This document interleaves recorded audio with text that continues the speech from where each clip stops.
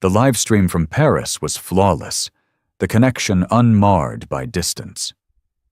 From her silent, cavernous living room in New York, Aurelia watched the culmination of her husband's dream and her secret investment. The models were ethereal, the clothes a symphony of silk and ambition. Then, the camera panned to the front row. There was Lucas, her husband, his face alight with triumph. And beside him, her hand resting on his thigh, was a woman whose face Aurelia knew only from hushed whispers and deleted texts. She was wearing the show's centerpiece, a gown of midnight silk, a dress Aurelia had personally financed. The silence in their Fifth Avenue penthouse was a living thing. It breathed in the sterile spaces between the minimalist furniture and crept along the cold marble floors. For Aurelia, 8 months pregnant, the silence had become a constant companion, a heavy blanket she couldn't shrug off. She sat on a cream-colored sofa, one hand resting protectively on the swell of her belly, the other scrolling absently through a stock market app on her tablet. The numbers were a comfort, cold, logical, and predictable. Unlike her marriage, Lucas was a whirlwind of charisma and ambition, the kind of man who didn't just enter a room, but conquered it. When they met, she had been captivated by his fire, his relentless drive to build something from nothing. He wanted to create a fashion empire, a brand called Aura that would redefine modern luxury. Aurelia, the sole heir to a logistics fortune, had the means to make it happen. But she knew Lucas's pride was as vast as his ambition. He would never accept a handout, so she had created a ghost. Through a series of shell corporations and a fiercely loyal family lawyer, she established ASC Holdings, an anonymous investment firm. It was her, of course. Every dollar that flowed into Aura, every lease signed, every fabric order placed, came from her. Lucas believed he had wooed a mysterious, reclusive European venture capitalist. He celebrated his powers of persuasion, never knowing his greatest triumph was, in fact, a gift from his wife. It was her secret, a testament to her love and her faith in him. Lately, however, the secret felt less like a gift and more like a wall. He was working later, his nights consumed by production issues and investor calls. His scent, once a familiar mix of sandalwood and clean linen, was now often tainted with a faint, floral perfume that wasn't hers.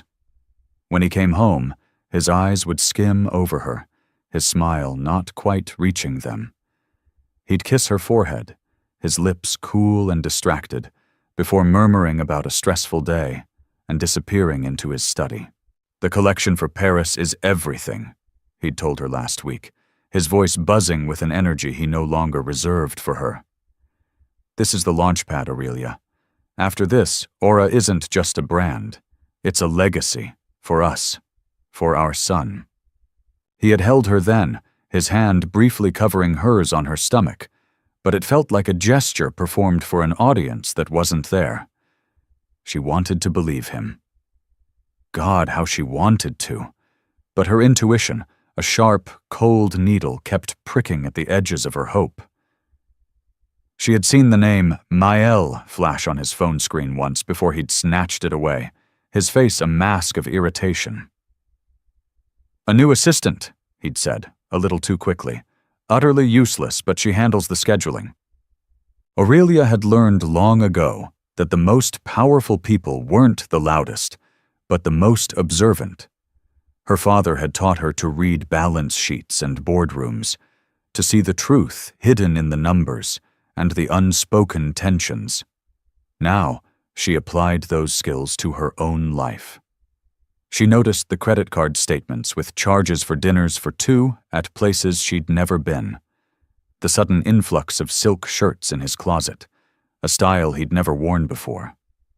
She traced the rim of her water glass, leaving a damp circle on the polished wood of the side table. The baby kicked, a sudden reassuring thump against her ribs. She was building a life, a family, on a foundation she had secretly poured. But what if the ground was already fractured? What if, in her attempt to empower her husband, she had simply given him the freedom to betray her? The thought was a cold dread that seeped into her bones. She had invested millions, not just in a company, but in a man. In a future. The Paris Fashion Week debut was supposed to be their shared victory.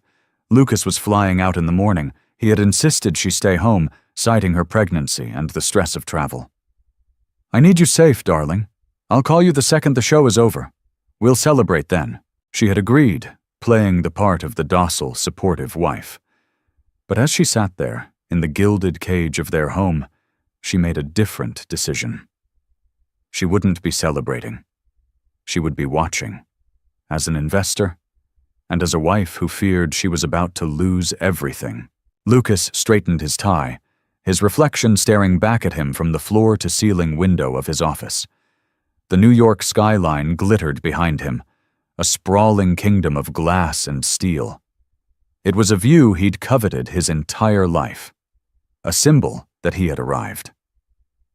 Aura's headquarters were sleek, modern, and ruinously expensive, a testament to his taste and, he believed, his talent for seduction. Not the romantic kind, but the far more potent corporate kind. He had convinced ASC Holdings, a notoriously private and discerning firm, to bet on him. The weight of that bet was a physical pressure on his chest. Every decision, every dollar was scrutinized by their faceless representatives through encrypted emails. They were demanding, precise, and approved of his vision. But the pressure to deliver was immense. Paris had to be a home run, not just for the brand, but for him. He ran a hand through his perfectly styled hair. He loved Aurelia. He truly did. He loved her quiet strength, her sharp mind, her unwavering belief in him. But her world was one of effortless privilege, of inherited security. She couldn't understand the gnawing hunger of a man who'd started with nothing, the desperate need to prove he was worthy, not just of her, but of the life she had so easily given him. Her love felt maternal at times, a soft, unconditional safety net. And then there was Maëlle. Maëlle was not a safety net. She was a tightrope. She was a fiery, ambitious design assistant he'd hired 6 months ago.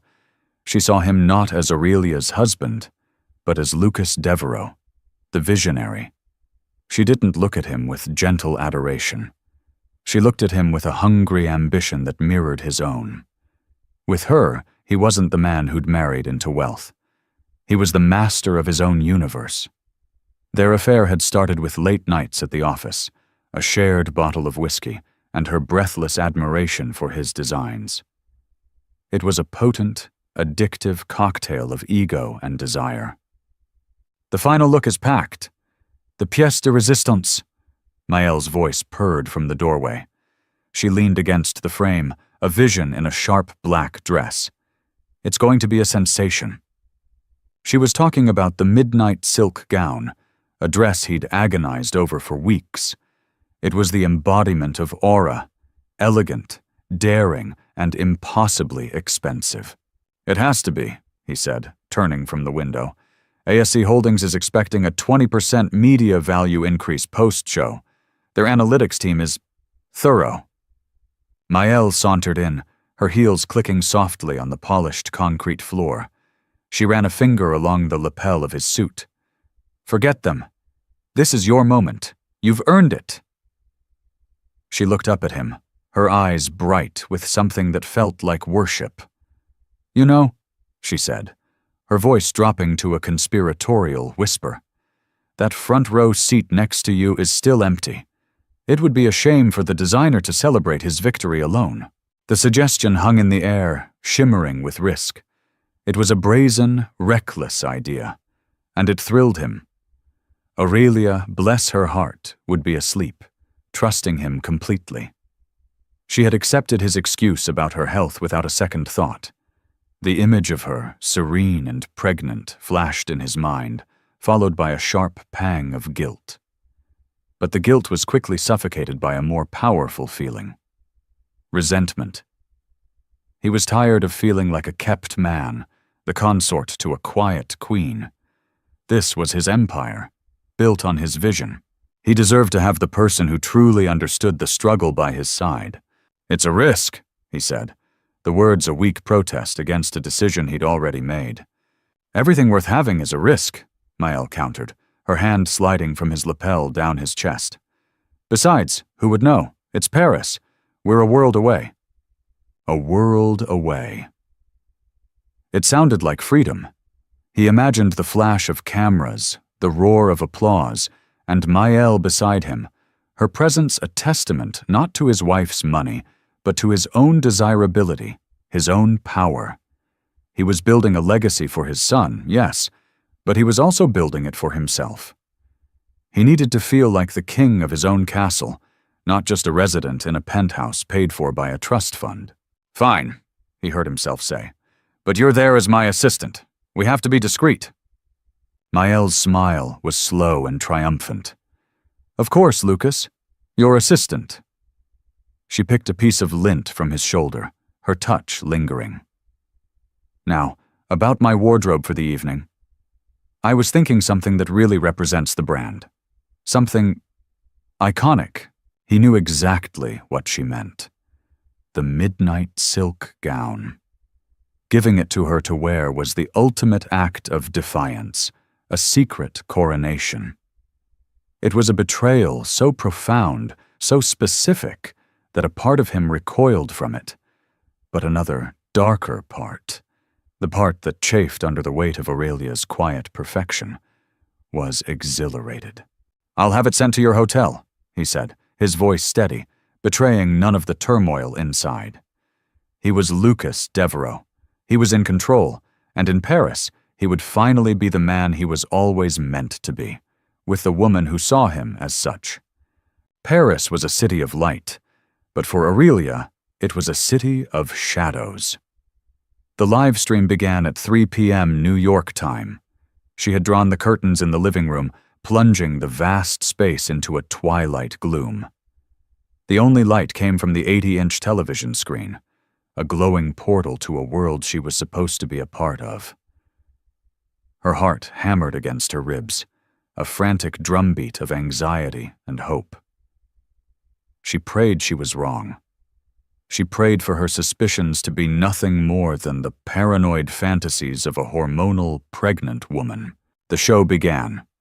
A haunting, minimalist beat pulsed from the screen as the first model strode onto the runway. The clothes were magnificent. Aurelia felt a swell of pride, a genuine, unadulterated joy. This was her money, yes, but it was Lucas's vision, the fabrics she'd sourced, the artisans she'd approved. It was all there, brought to life. She saw the clean lines, the innovative tailoring, the audacious yet elegant aesthetic that was pure Lucas. Aura was real. It was brilliant. She leaned forward, her earlier fears momentarily forgotten, captivated by the artistry. She analyzed the flow of the garments, the reactions of the audience in the fleeting crowd shots.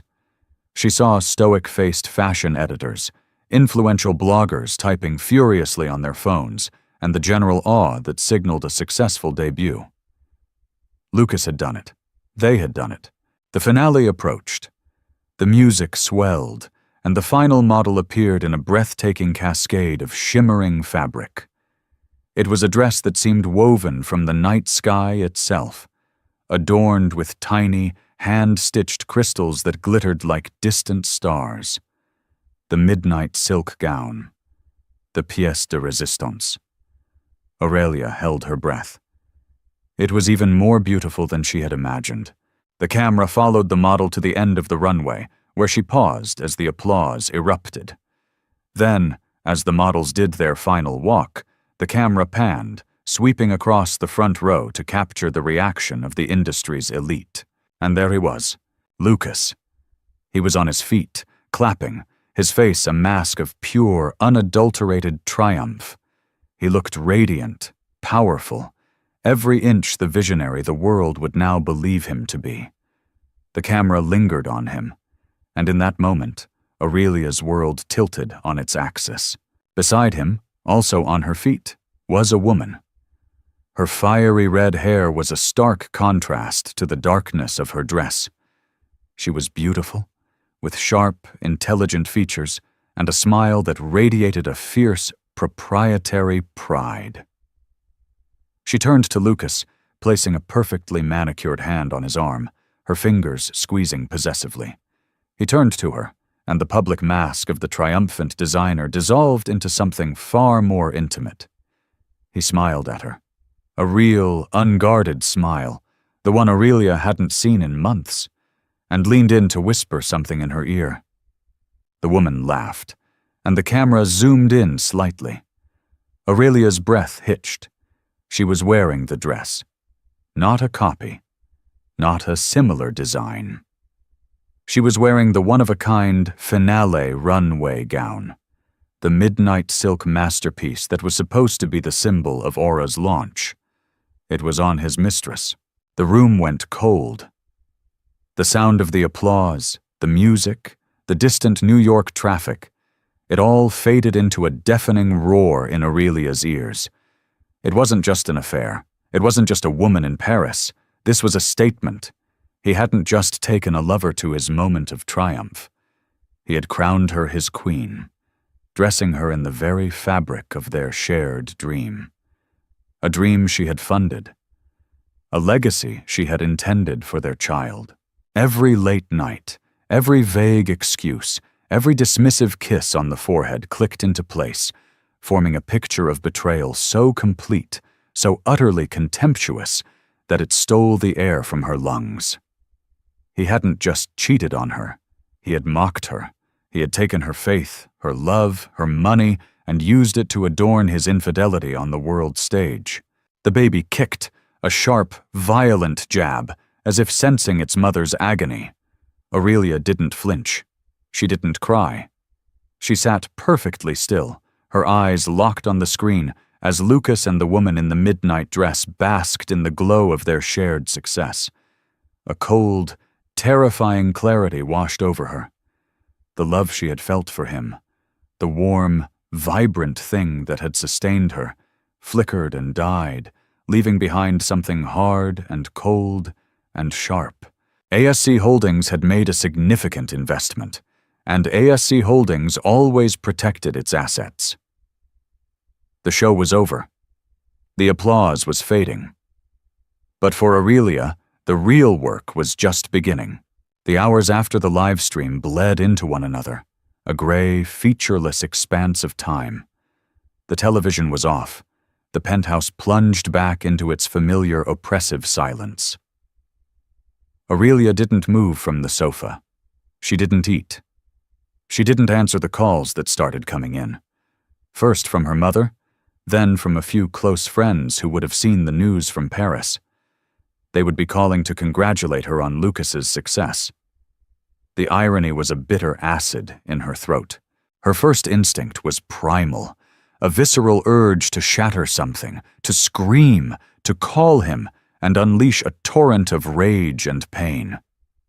She imagined the confrontation, her voice cracking with tears, his inevitable, pathetic excuses, the hollow apologies that would follow. The thought of it, the sheer, undignified mess of it all, made her feel weak. And Aurelia had never allowed herself to be weak. Her father's voice echoed in her memory.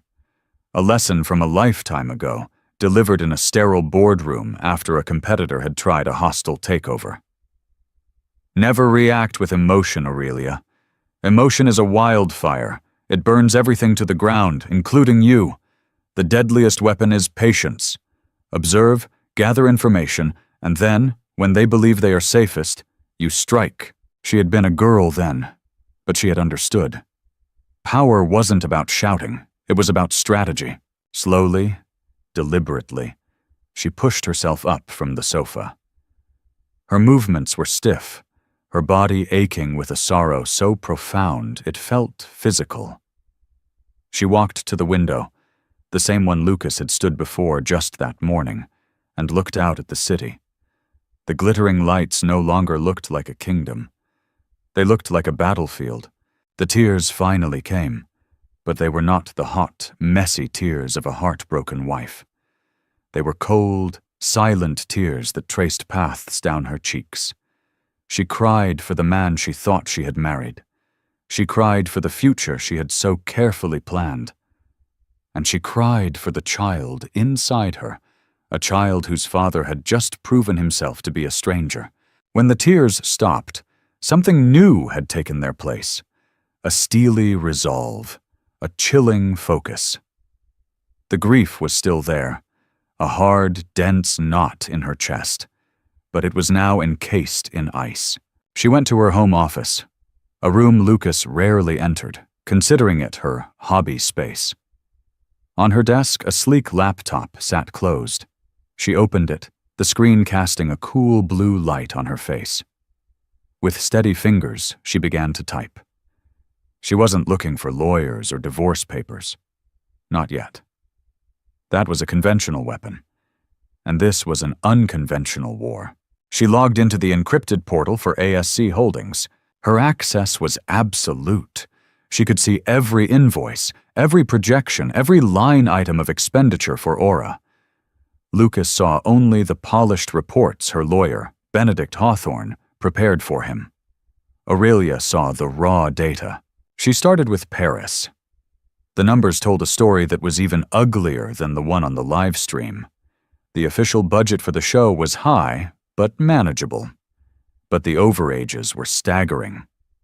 She saw the suite booked at the George Fourth, not for him, but under a consultant's name, Maëlle Duclair.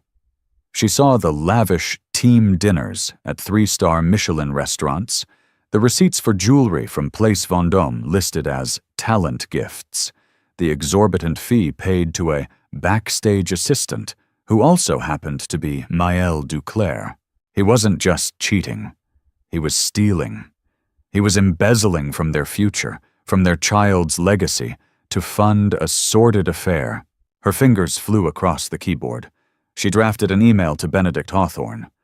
Her instructions were precise. Effective immediately, I want a full audit of all of Aura's operational expenses for the past 6 months. Flag all unapproved expenditures over $1,000. I want a detailed report on all independent contractor payments. Furthermore, I want to call an emergency performance review with Mr. Devereaux. The post-show media value is excellent, but the capital burn rate is unsustainable. Schedule it for the day after he returns from Paris. He will be tired, overconfident, and unprepared. The review will be conducted by you via video conference. The board of ASC Holdings is concerned. She paused, her finger hovering over the send button. This was it. The first move. The first subtle tightening of the noose. She was no longer Aurelia St. Clair, the loving, pregnant wife. She was ASC Holdings, the silent, watchful investor, the architect of his success, and now the architect of his reckoning. She would not confront him about Maëlle. She would not give him the satisfaction of seeing her pain. She would let him walk back into their home, drunk on his own success, and into a cage he didn't even know existed. She would let him lie to her face, while she held the power to destroy his entire world in the palm of her hand. She hit send. The silence of the penthouse no longer felt oppressive. It felt strategic. It was the quiet before the storm. Lucas returned from Paris 2 days later, walking into the penthouse like a conquering hero. He was glowing, his skin sun-kissed from a day trip to the coast he'd squeezed in, his eyes bright with the lingering adrenaline of his success.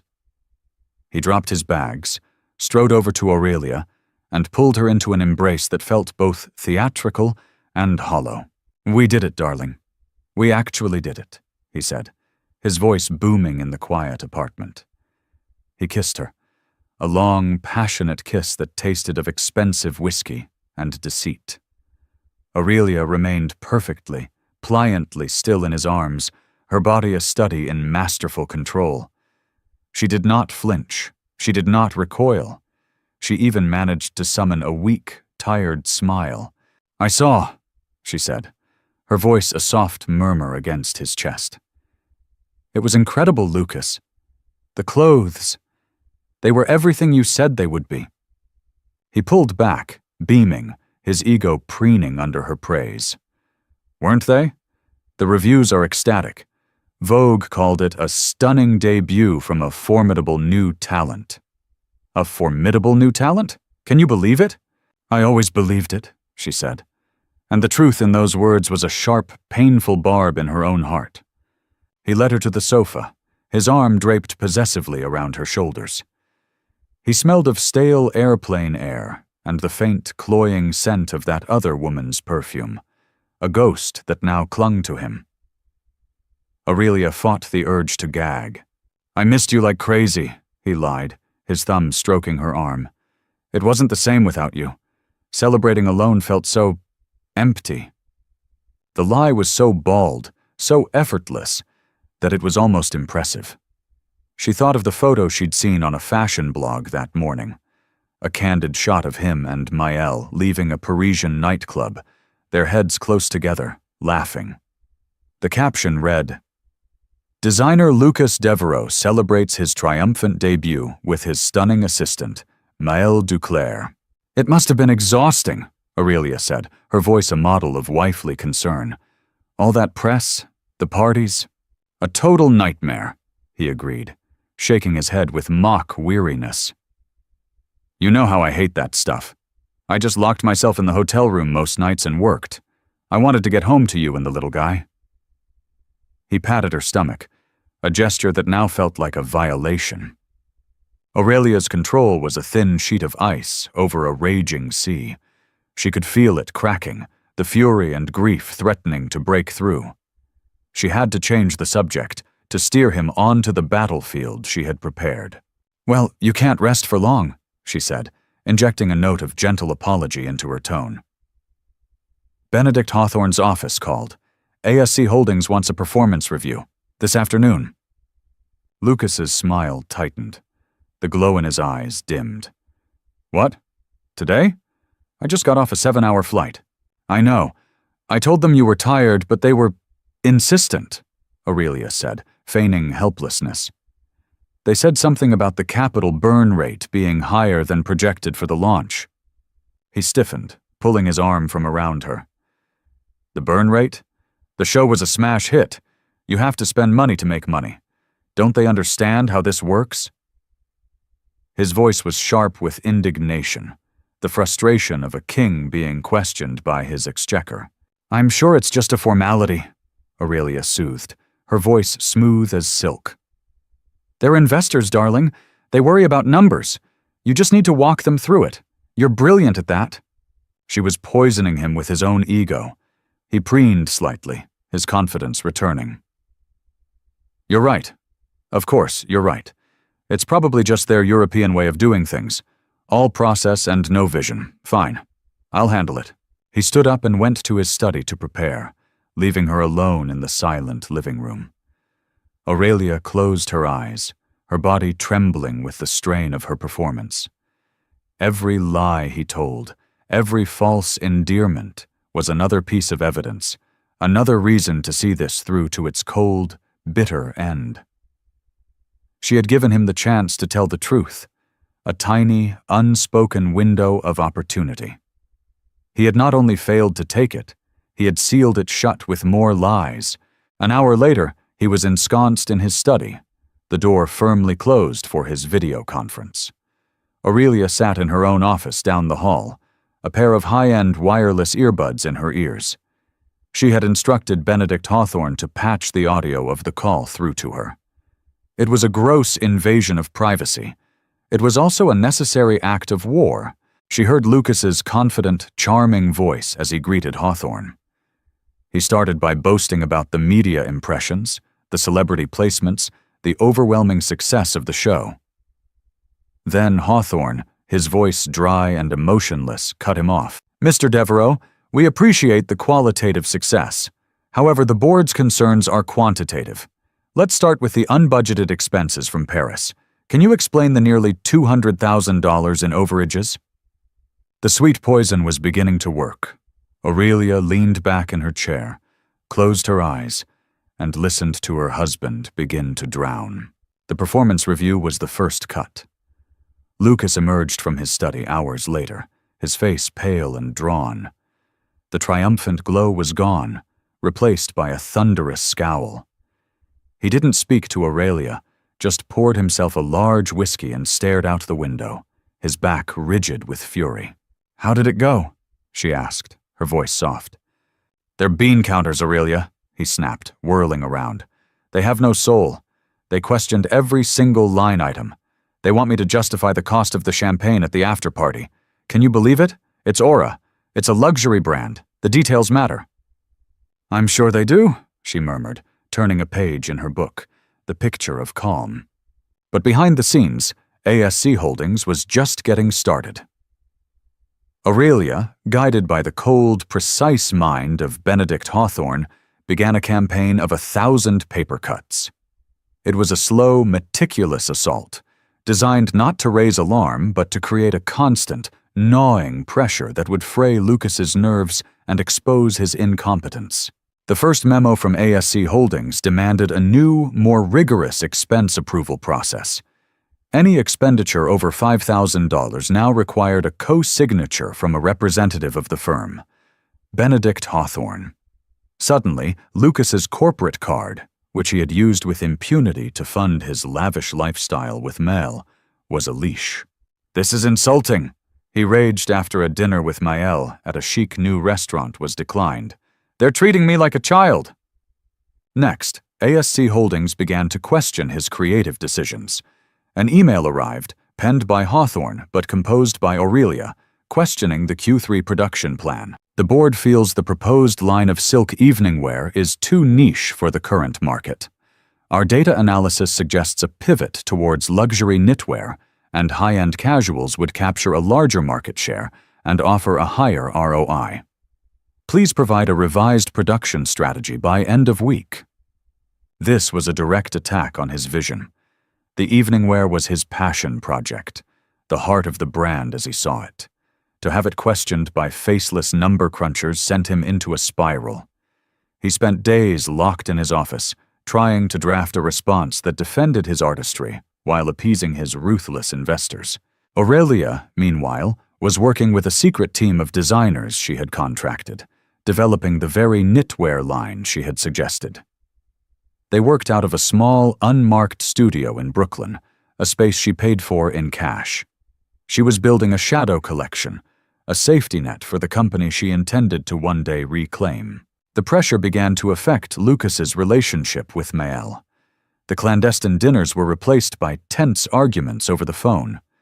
Maëlle, who had been attracted to his power and success, was quickly losing patience with his newfound anxiety and frugality. "What do you mean you can't get me the Birkin?" Aurelia overheard him hiss into his phone one evening, thinking she was asleep. "Maëlle, I'm not liquid right now. No, it's not that I don't want to. It's the investors. They're watching everything." The final cut of the month was the deepest.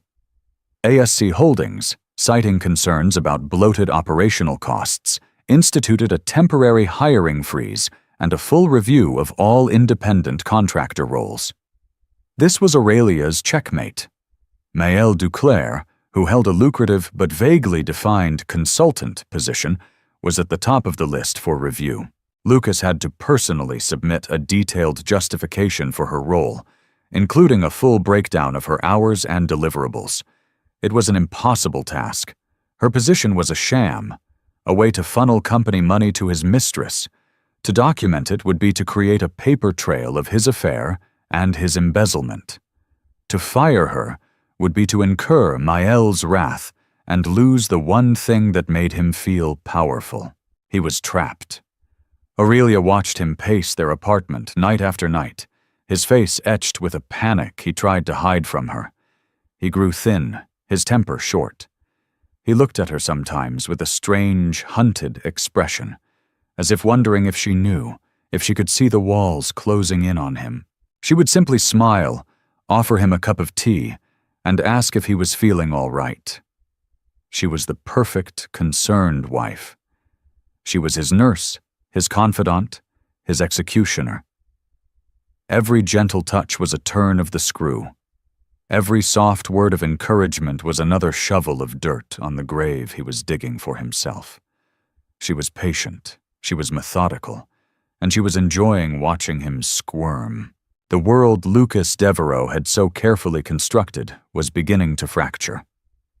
The constant pressure from ASC Holdings felt like a low-grade fever, leaving him perpetually exhausted and irritable. His days were spent in a defensive crouch, endlessly justifying his decisions to the disembodied voice of Benedict Hawthorne, who had become the bane of his existence. The joy of his Parisian triumph had curdled into a bitter memory of a freedom he no longer possessed. His relationship with Maëlle became the primary casualty of his stress. The hiring review hung over them like a guillotine. He couldn't fire her, but he couldn't justify her salary either. He stalled, creating meaningless projects and falsifying timesheets, acts of desperation that only deepened his anxiety. Their clandestine meetings were no longer filled with breathless admiration and passion. They were tense, fraught negotiations. "You have to do something, Lucas," Maëlle insisted during a hushed, frantic meeting in a coffee shop miles from his office. "They're going to fire me. I'll have nothing." "What do you want me to do?" he snapped, his voice a harsh whisper. "They have me on a financial chokehold. I can't make a move without their approval. This isn't what I signed up for." "You are Aura," she shot back, her voice rising. "They invested in you. Start acting like it. Tell them to back off." But he couldn't.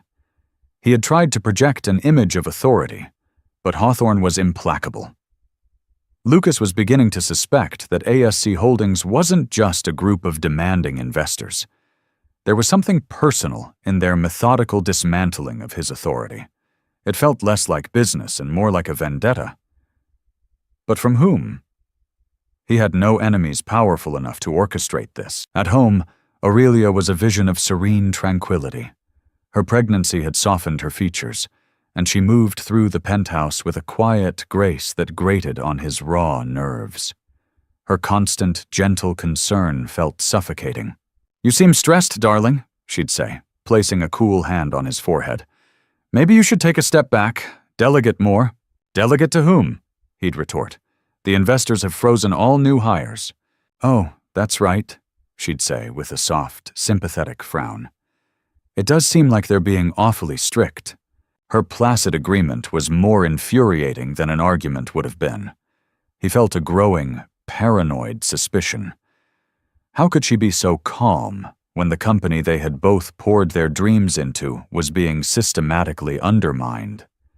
Sometimes he would catch her looking at him, her expression unreadable, and a chill would run down his spine. It was the look of a scientist observing a specimen, cool and detached. The breaking point came in the form of a fabric shipment. Lucas had ordered a rare, iridescent charmeuse from a specialty mill in Italy for his next collection. It was wildly expensive, an indulgence he knew ASC Holdings would never approve. So he had tried to bury the cost, splitting the invoice and miscategorizing the expense. A week later, he received a curt email from Hawthorne. "Mr. Devereaux, ASC Holdings has canceled the order with the Italian mill. This is a violation of the approved budget. Furthermore, we have sourced an alternative, more cost-effective material from a supplier in Portugal. The new fabric is already in transit to your workshops." Lucas saw red. They had gone behind his back. They had countermanded his creative decision and replaced his vision with a cheap substitute. He stormed through the penthouse, looking for Aurelia, needing someone to vent his rage at. He found her in the nursery, calmly folding tiny baby clothes and placing them in a dresser. The room was painted a soft, gentle yellow, and sunlight streamed through the window. It was an oasis of peace in his chaotic world. "They canceled the Italian silk," he said, his voice tight with fury. Aurelia looked up from a tiny pair of socks, her expression mild. Oh, why would they do that? They said it was too expensive. They've replaced it with some cheap garbage from Portugal. They're destroying the integrity of the brand. They're destroying me. He was pacing now, his hands clenched into fists. Well, Aurelia said slowly, folding another tiny shirt with deliberate care. They are the investors, Lucas. They hold the purse strings.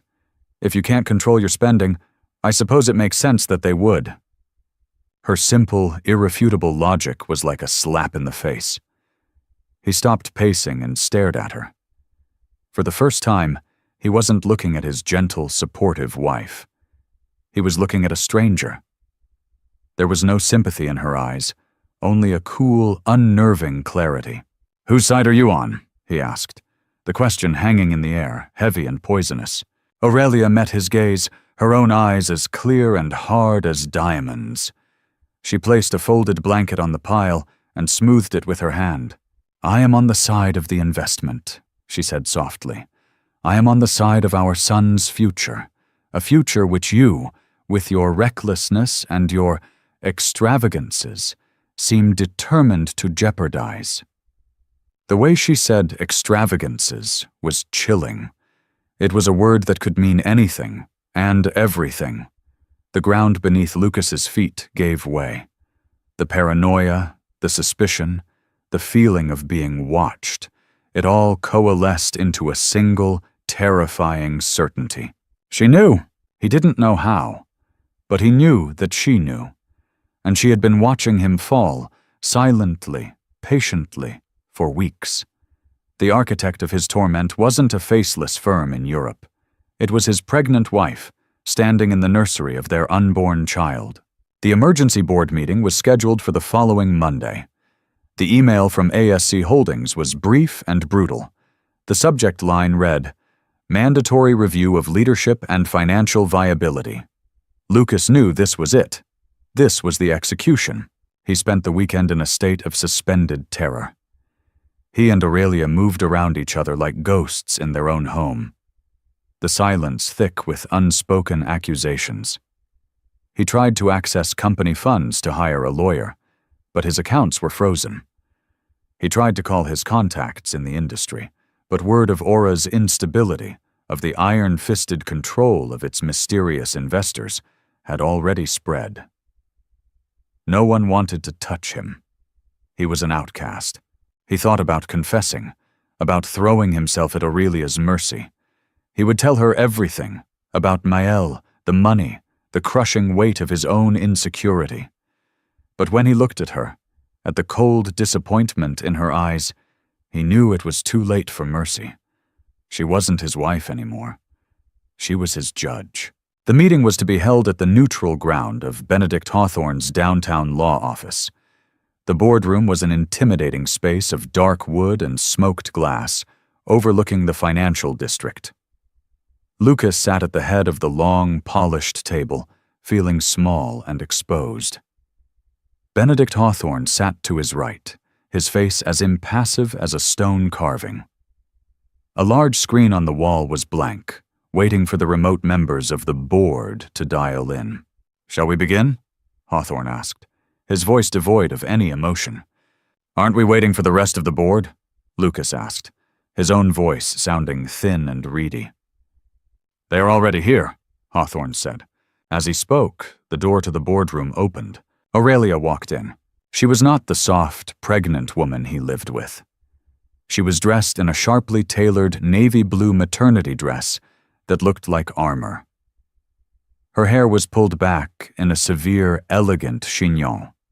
Her face was pale, her expression resolute. She moved with a confidence and authority he had never seen in her before. She carried a leather portfolio and took a seat directly opposite him at the table. Lucas's blood ran cold. He stared at her, his mouth agape. "Aurelia, what are you doing here?" She placed her portfolio on the table and opened it, not looking at him. "I'm here to represent the primary shareholder of ASC Holdings," she said, her voice clear and steady, resonating with an unfamiliar power in the silent room. Me. The confession hit Lucas with the force of a physical blow. ASC Holdings, Aurelia St. Clair Holdings, her initials. It had been right in front of him the entire time, a joke he was too arrogant to understand. His mysterious, brilliant backer was the woman he had been lying to for months. The fortune he'd been so proud of securing was the same one he'd resented her for possessing. "Let's get started," Aurelia continued, her gaze finally lifting to meet his. It was cold, dispassionate, and utterly unforgiving. "Mr. Hawthorne, please bring up the first slide." The screen on the wall flickered to life. It was a detailed breakdown of the Paris Fashion Week overages. One by one, Aurelia went through the charges, her voice clinical and precise. Exhibit A. A suite at the George Famfif Hotel, booked for 5 nights at a cost of $28,000 for a consultant, Ms. Mail Duclair. "Lucas, can you please explain what services Ms. Duclair, a design assistant on a $60,000 salary, provided to the company that necessitated a presidential suite?" Lucas couldn't speak. His throat was tight, his mind a white-hot panic. Exhibit B, a charge from Cartier for $72,000, listed as talent acquisition. The recipient of this acquisition was also Ms. Duclair. Was this a bonus? If so, it wasn't approved by the board. She continued, her voice never wavering. She laid out every lie, every theft, every betrayal, not with the emotion of a scorned wife, but with the cold, hard evidence of a prosecutor. She presented the falsified invoices, the padded expense reports, the payments for a mistress disguised as business costs. She connected his financial mismanagement directly to his infidelity, showing the board, showing him, that they were one and the same. He wasn't just a bad husband, he was a bad businessman, a risk to the company's future. When she was finished, she closed her portfolio. The silence in the room was absolute. Lucas could hear the frantic pounding of his own heart. He looked at Aurelia, truly looked at her for the first time in a long time. He saw the woman he had fallen in love with, the brilliant, capable woman he had underestimated and disrespected. He had mistaken her quiet love for weakness, her support for subservience. He had been a fool. "The board of ASC Holdings," Aurelia said, her voice dropping slightly, the first hint of emotion finally breaking through the ice, "has lost all faith in your leadership. We are invoking the morals clause in your contract. Effective immediately, you are terminated as CEO of Aura. You will vacate the company premises by the end of the day. Your shares will be bought out at their initial value, as per our agreement. You are left with exactly what you started with." Nothing. She stood up, her hand going to her stomach in a gesture that was both protective and powerful. "Our lawyers will be in touch regarding the divorce," she said, her voice now just a whisper, meant only for him. "And the custody of our son." She turned and walked out of the room, leaving Lucas alone in the sterile boardroom, surrounded by the wreckage of the life he had so carelessly destroyed. The reckoning was complete. Aurelia's story is a powerful testament to the quiet strength that often lies dormant, waiting for a moment of profound betrayal to awaken it. She transformed her pain into power, not with loud confrontations, but with silent, strategic precision. Lucas's downfall wasn't just about losing a company. It was about the shattering of his own inflated ego, forcing him to confront the man he had become.